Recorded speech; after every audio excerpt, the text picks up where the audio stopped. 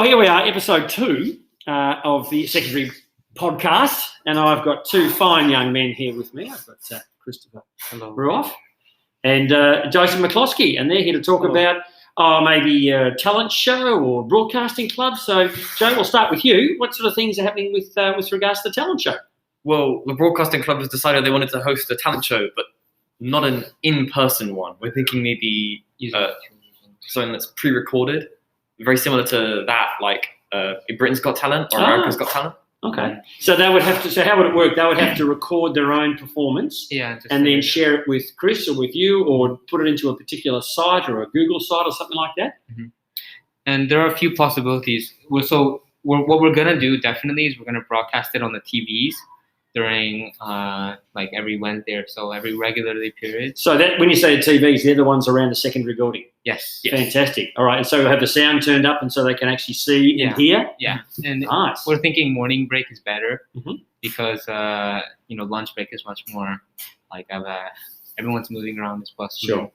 And another thing that we might do, some ideas that we might have is we might have a voters award where people can vote for what they thought was the best talent and put it like a Google form. But it's just gonna be like sort of like the YouTube videos of Britain's Got Talent, where they have a host who explains like, oh, here we have such and such person with this act. Okay, and, so it wouldn't be, you wouldn't have a panel of 3. It would be the votes would be the ones that would decide who the winners are and those sorts of things. Is that what you're thinking about doing? Yeah, sort of. Yeah, I think maybe for the finals we could do that, and then for everything else we'd pick. Okay, yeah, that sounds good. Guys, is there anything else you wanted to share with your community? Well, I think first we'd like to add that we accept non-serious entries to the you can have jokes entries. In fact, it's encouraged. Yeah, we encourage people who are trying to be funny and they want to broadcast it, because that's sort of what broadcasting can be about sometimes. It's giving people a platform that sometimes it's just for the fun of it. As long as it's not sort of dangerous or hurtful or racist or those sorts of things. But I like the idea. Humorous, funny, bit of talent. Yeah. It doesn't have to be humorous. It can be just the talent that you want to show off. It can be just the talent that you want to show off, or it could be something like a little sketch or like like a funny performance of. So it could be dramatical as well. Could be just a short skit or something like that. Yeah, and it's just really, really short, like 1 minute 30. When are you looking at this happening, guys? Is this term? Is it after spring break? Is it the next couple of weeks or when? Yeah, I think we start accepting submissions after March 22nd. Okay, terrific. That's the day that we accept submissions, because we want people to be able to record over spring break. Of course. And then obviously we can share it on the television sets around the secondary after spring break. Yeah. That sounds really exciting. Guys, it's been really nice. Thank you, Joe. Thank you, Chris. And maybe we can catch up in a couple of weeks' time to episode 3, 4, 5 or 6. Yes, of course. Well, each week, for a bit of fun, I thought I'd have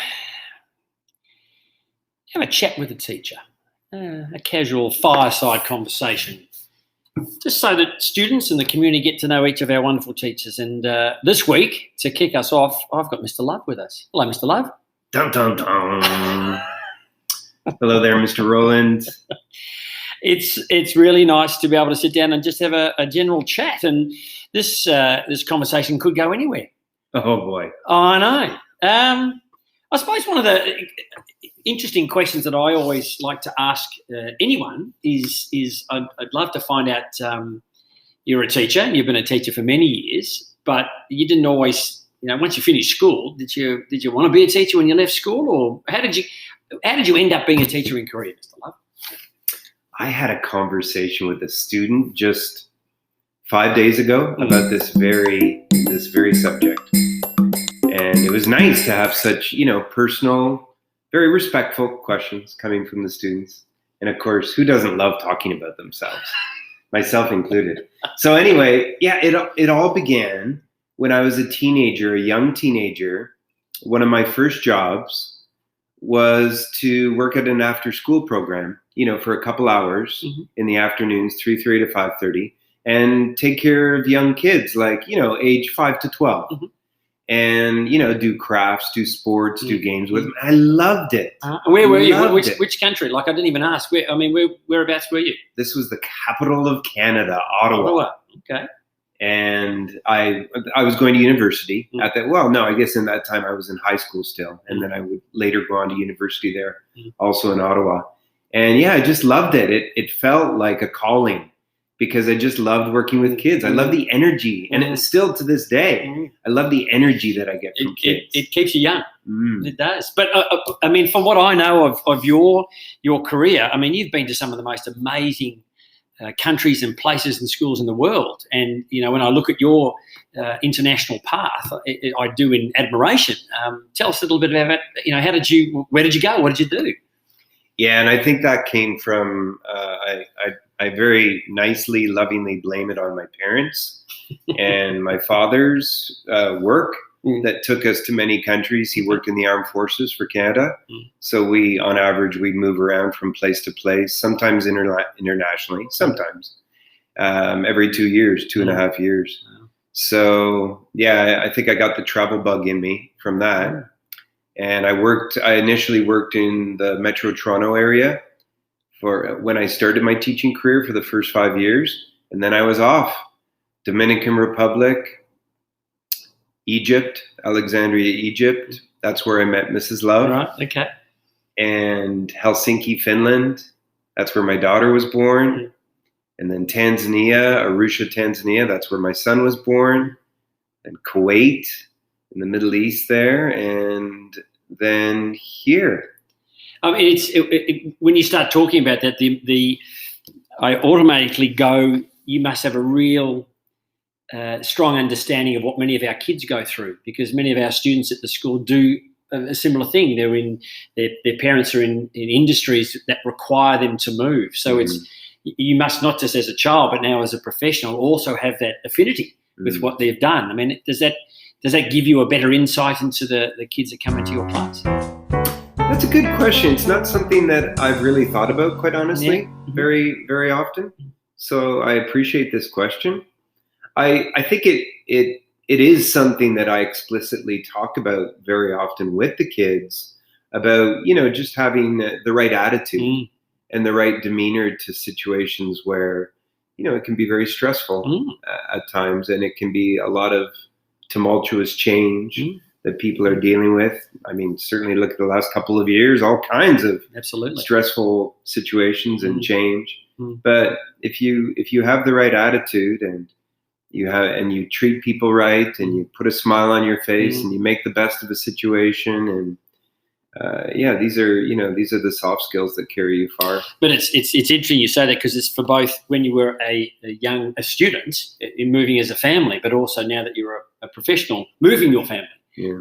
You're lucky enough, and I think many of the students perhaps don't understand or know that you've walked in both worlds there. You know, as a child with your family, and then you're moving around the world with your kids. So that's terrific. That's terrific. Mr. Love, we could talk for hours, but we've only got so many minutes to talk about, and I've enjoyed finding out that little bit about you, and I certainly hope that our audience can. Did you learn something new today? I did. I did. Yeah, nice. I didn't realise that you moved around as a child. I knew you'd moved around as a professional, but not as a child. So I think for me, that's a little bit of information that I think goes a long way, because I really firmly believe you've got a much better understanding of what it takes to move than perhaps what many of us do have. So I've certainly learned something today. Mr. Love, thank you so much. It's been wonderful, and I'm sure we can continue this conversation at a later stage. Brilliant. Thanks for the time.